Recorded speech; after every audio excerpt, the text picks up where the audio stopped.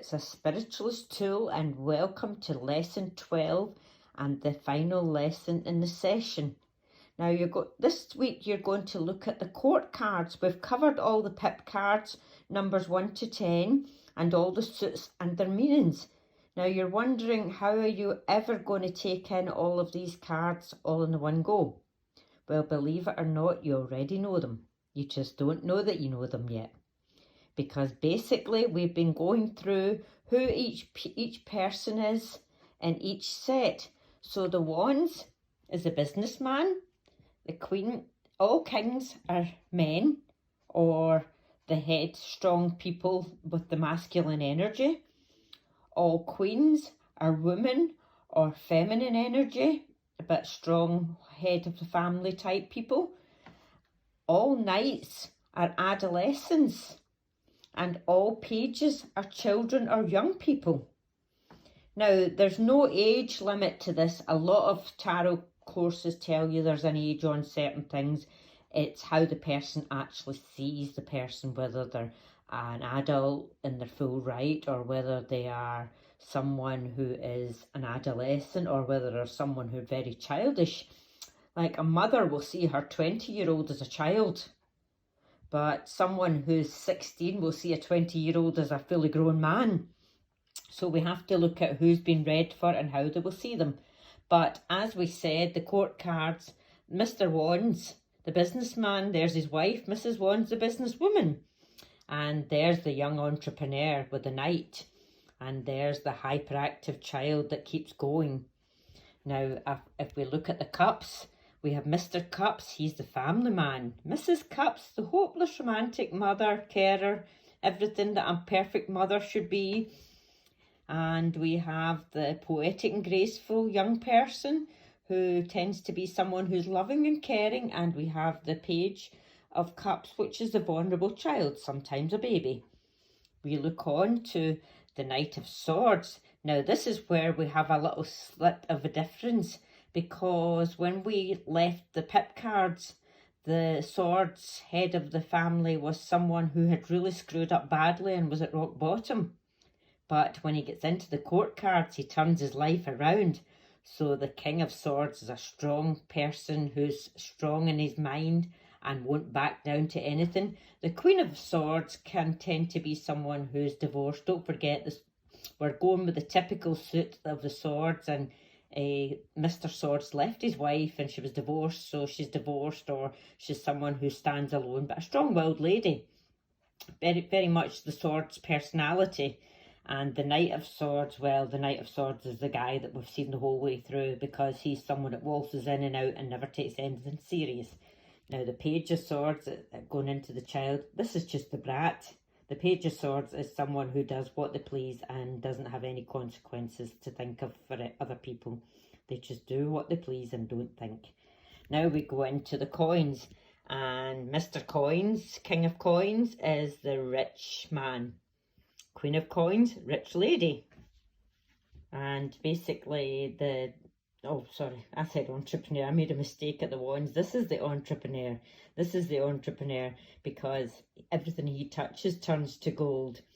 And basically, this is the child that has high expectations. I always feel sorry for the child in the coins, because this child comes from a family of success and they're expected to be success. And sometimes this can border on abuse.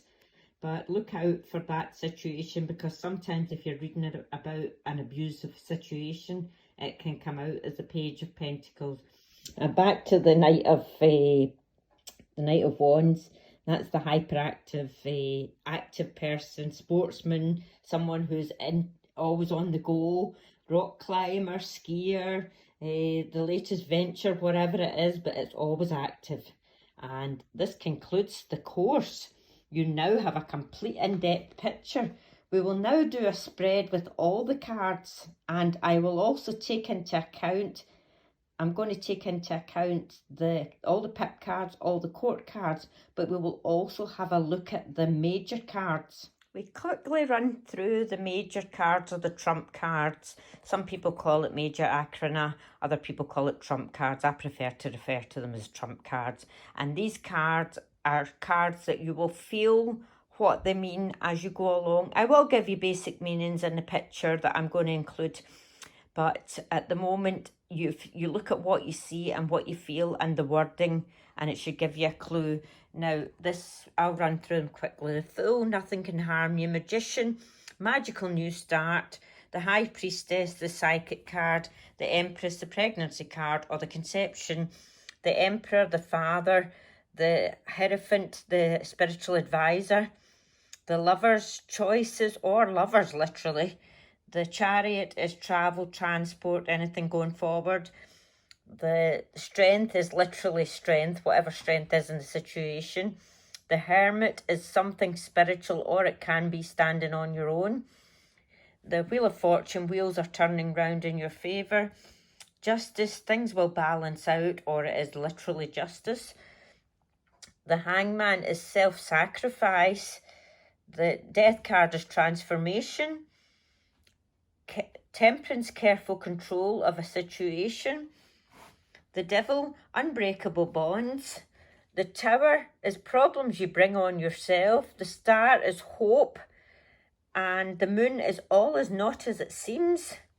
The Sun is a very positive and happy outcome, but it can also mean a birth.